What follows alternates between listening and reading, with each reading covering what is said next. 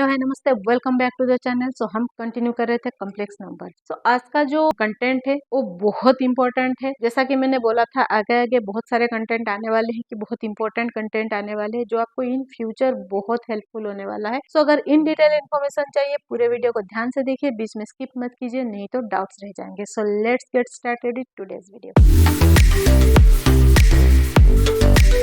जैसा कि आपको बोर्ड पे दिख रहा होगा, polar and exponential form of complex number. अभी आपके दिमाग में क्वेश्चन आ रहा होगा, standard form of complex number तो हमने सीखा हुआ है, फिर ये पोलर और एक्सपोनेंशियल फॉर्मेट क्या है। इसका इंट्रोडक्शन ऑलरेडी मैंने आपको आर्गुमेंट वाले कंटेंट में दे दिया है। उसी के बेसिस पे अभी हम इसको पढ़ेंगे, कैसे ये फॉर्मेट लिखा जाता है, कहाँ से इवोल्यूशन हुआ है। सो स्टार्ट करते हैं with polar form. Polar form आया है फ्रॉम कोऑर्डिनेट। जैसे हमारा कार्टेशियन कोऑर्डिनेट्स होता है, वैसे पोलर कोऑर्डिनेट्स होते हैं। तो ये पोलर कोऑर्डिनेट क्या है, मैं यहाँ पे एक रफ ग्राफ ड्रॉ कर रही हूँ। This is X axis, this is Y axis, this is 0। यहाँ पे कंटिन्यू करेंगे, ए का नेगेटिव एक्सिस और वाई का नेगेटिव एक्सिस। अगर मुझे यहाँ पे कोई एक पॉइंट दिया है, ए जैसे हमने लिया था पॉइंट ए, जिसका अगर मुझे सिर्फ एक्स कोऑर्डिनेट का वैल्यू पता है, that is A, B coordinate नहीं पता है, तो क्या हम प्रॉपरली उस पॉइंट को ग्राफ पेपर पे या कार्टेशियन प्लेन पे प्लॉट कर पाएंगे?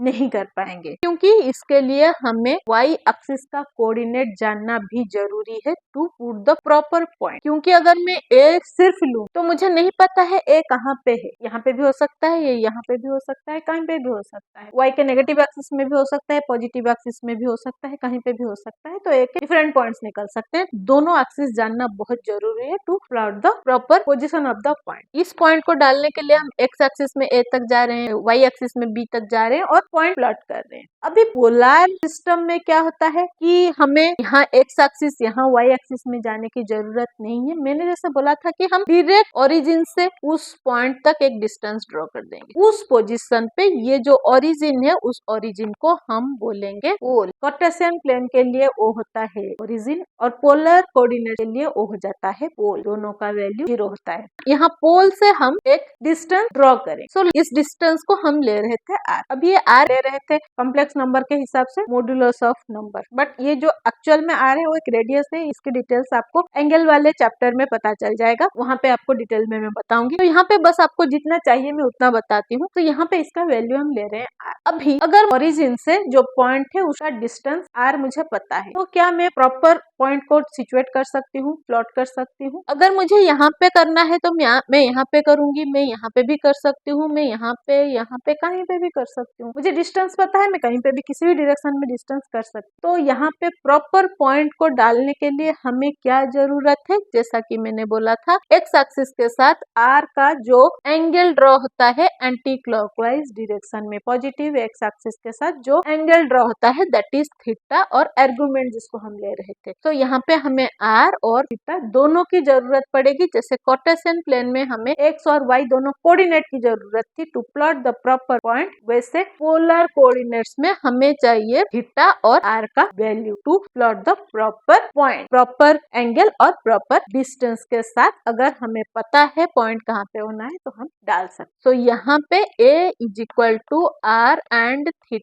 हो जाता है। जैसे ए और बी होता है कार्टेशियन कोऑर्डिनेट्स, वैसे थीटा और आर होता है पोलर कोऑर्डिनेट्स। तो ये था बेसिक्स ऑफ पोलर प्लेन और पोलर कोऑर्डिनेट। अभी हम चलते हैं polar form of complex number की तरफ। So z is equal to a plus b i, this is the standard form of complex number, हमें सबको पता है। जहाँ पे हमें आर और थीटा का वैल्यू पता है, r is equal to modulus and theta is equal to argument. So वहाँ पे हम क्या कैलकुलेट कर रहे थे? A is equal to are cos theta and B is equal to r sine theta. ये दोनों आपको मैंने डिटेल में प्रीवियस वीडियो में आर्गुमेंट वाले कंटेंट में समझा दिया है। अगर आप नहीं समझे हो, वीडियो की लिंक आपको डिस्क्रिप्शन पे या आई बटन पे मिल जाएगी। आप पहले उसको देख लीजिए ताकि ये जो फॉर्म कहाँ से आया वो आपको समझ में आ जाए। अगर ये फॉर्म में मैं ये दोनों नंबर को सिंपली A और B की जगह पे रिप्लेस कर देती हूँ तो क्या हो जाएगा? Z is equal to are cos theta plus i sine theta. Theta, इसका वैल्यू और इसका वैल्यू सेम होगा। सो यहाँ पे आपको r और r कॉमन दिख रहा है। अगर मैं यहाँ पे r को कॉमन ले लूंगी तो क्या हो जाएगा, cos theta plus i sin theta. तो z का value r multiplied cos theta plus i sin theta is called as polar form of complex number, जहाँ पे r क्या है, मॉडुलस, और थीटा क्या है, आर्गुमेंट। अगर हमें दोनों का मेजरमेंट पता है, दोनों का वैल्यू पता है, तो हम यहाँ पे कैलकुलेशन लिख सकते हैं। जैसे यहाँ पे अगर z is equal to r का वैल्यू है 1 और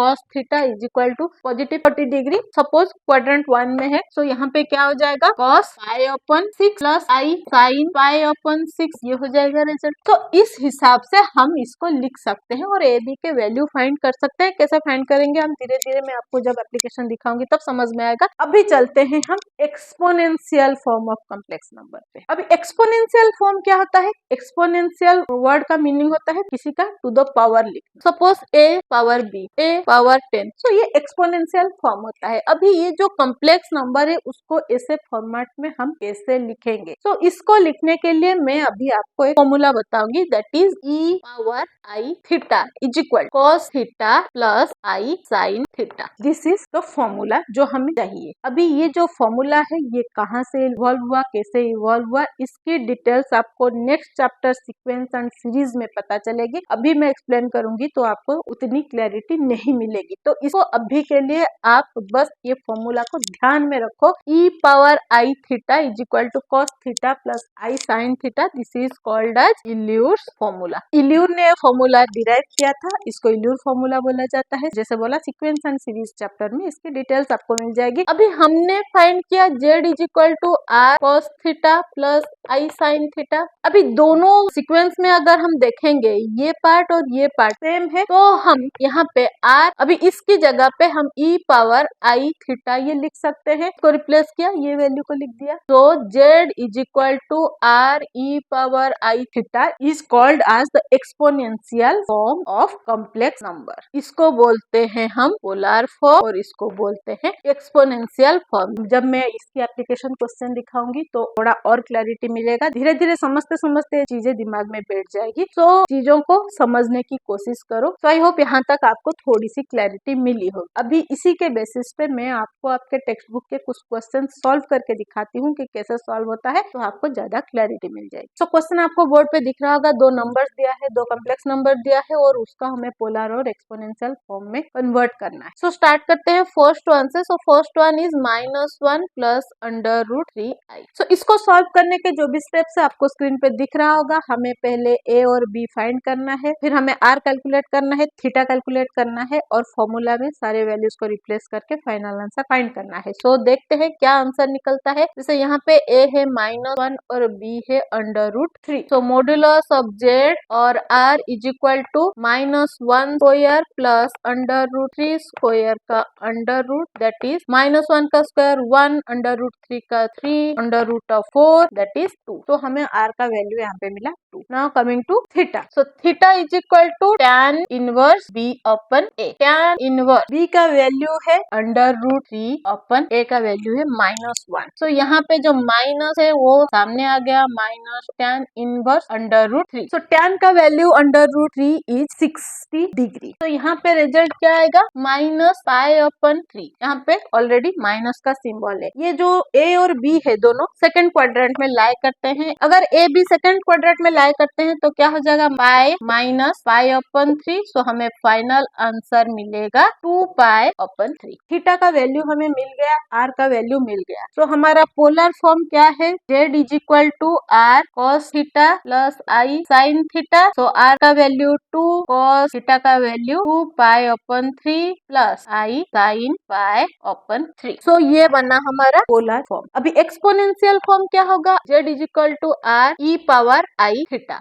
r का वैल्यू है 2e power i theta, theta का वैल्यू है 2π/3 multiplied i। This is our exponential form. e का वैल्यू क्या है अभी हमें नहीं लिखना है, आज सच ही लिख के छोड़ देना है। इन फ्यूचर जब हम डिटेल्स में पढ़ेंगे इसका वैल्यू हमें पता होगा तब लिखेंगे। तो नेक्स्ट क्वेश्चन इज -i। सो यहाँ पे a का वैल्यू हमें नहीं पता है क्योंकि सिर्फ इमेजिनरी नंबर दिया है। तो 0 माइनस आई हो जाएगा। a is equal to 0, b is equal to -1 क्योंकि यहाँ पे माइनस आई है। z का मॉड्यूलस और r is equal to 0 square plus -1 square, तो हमें रिजल्ट मिलेगा 1। r का वैल्यू मिल गया। अभी चलते हैं हम theta. Theta is equal to tan inverse b upon a। tan inverse b का वैल्यू है -1 upon 0। This situation is complicated. यहाँ पे क्या है -1 अपन 0, डिनोमिनेटर में 0 इज अनडिफाइंड। अभी अगर हम अनडिफाइंड वैल्यू tan का देखेंगे तो आपके दिमाग में आंसर आएगा 90 डिग्री। tan 90 डिग्री अनडिफाइंड है। अगेन ये जो नंबर है 0 और -1, तो अगर मैं यहाँ पे आपको एक ग्राफ में दिखाऊं तो ये 90 डिग्री का एंगल है। अगर a का वैल्यू 0 है तो जो इमेजिनरी पार्ट है सिर्फ वो y के ऊपर लाई कर रहा है। तो जब 90 डिग्री पे होगा तब 0 होगा, या फिर -90 में होगा तब 0 होगा। ये जो लाइन है यहाँ पे एंगल कितना डिग्री हम कैलकुलेट करेंगे, यहाँ से यहाँ तक 90, यहाँ से 180 और यहाँ से आ जाता है 270 डिग्री। ये 360, अगेन ये +90, ये +90 +90 +90 चलता रहेगा, जिसके सारे वैल्यू 0 होते रहे। जैसे x के ऊपर हम 0, 180, 360, 720 सब 540 सब 0 हो रहा था, वैसे 90, 270 सब 0 ही आएगा। क्योंकि जो b का वैल्यू है -1 मीन y के नेगेटिव एक्सिस में आ रहा है। y के पॉजिटिव एक्सिस में आता तो पॉजिटिव में आता, क्योंकि नेगेटिव एक्सिस में आ रहा है तो इसका वैल्यू होगा 270 डिग्री। सो इसका वैल्यू होगा tan इनवर्स 270 डिग्री। 270 डिग्री क्या होगा, 90 को हम लेते हैं π/2, 270 हो जाएगा 90 मल्टीप्लाइड 3 मीन 3 मल्टीप्लाइड π/2, सो ये हो जाएगा 3π/2। सो इसका वैल्यू निकलेगा 3π/2। सो थोड़ा ये चीजें आपको ध्यान में रखनी पड़ेगी। तो z का पोलर फॉर्म हो जाएगा r cos theta plus i sin theta, that is 1 cos 3π/2 plus i sin 3π/2। तो ये मिला पोलर फॉर्म। एक्सपोनेंशियल फॉर्म क्या होगा, r e power i theta, r का वैल्यू 1, e का वैल्यू हमें नहीं पता है, थीटा का वैल्यू 3π/2i और यहाँ पे e 3π/2i 1 हमें लिखने की जरूरत नहीं है। तो ये हुआ उसका एक्सपोनेंशियल फॉर्म। तो आई होप ये सोल्यूशंस आपको समझ में आया है। आप ऐसे कोई भी क्वेश्चन लीजिए, सेम प्रॉपर्टी के साथ सोल्यूशन करके देखिए, डेफिनेटली आपको प्रॉपर आंसर मिलेगा। अगर फिर भी आपको कोई क्वेश्चन में डाउट है देन कमेंट सेक्शन में लिखिए, मैं उसका सोल्यूशन आप लोगों के लिए लेके आऊंगी। नेक्स्ट वीडियो में हम कुछ क्वेश्चन सॉल्व करेंगे इसी कंटेंट के रिलेटेड, ताकि इसकी आपको और क्लैरिटी मिले। ऐसे ही इंटरेस्टिंग मजेदार वीडियोस के लिए, सोल्यूशंस के लिए बने रहिए मेरे साथ। Stay tuned with Next Gen Math. But जाने से पहले अगर यूट्यूब से देख रहे हैं, चैनल में नए हैं, देन चैनल को सब्सक्राइब कर लीजिए। अगर फेसबुक से देख रहे हैं, पेज को फॉलो कर लीजिए, लाइक शेयर करते रहिए ताकि बाकी लोगों को हेल्प होता रहे। मिलते हैं और एक इंटरेस्टिंग मजेदार सोल्यूशन के वीडियो के साथ। Till then bye bye.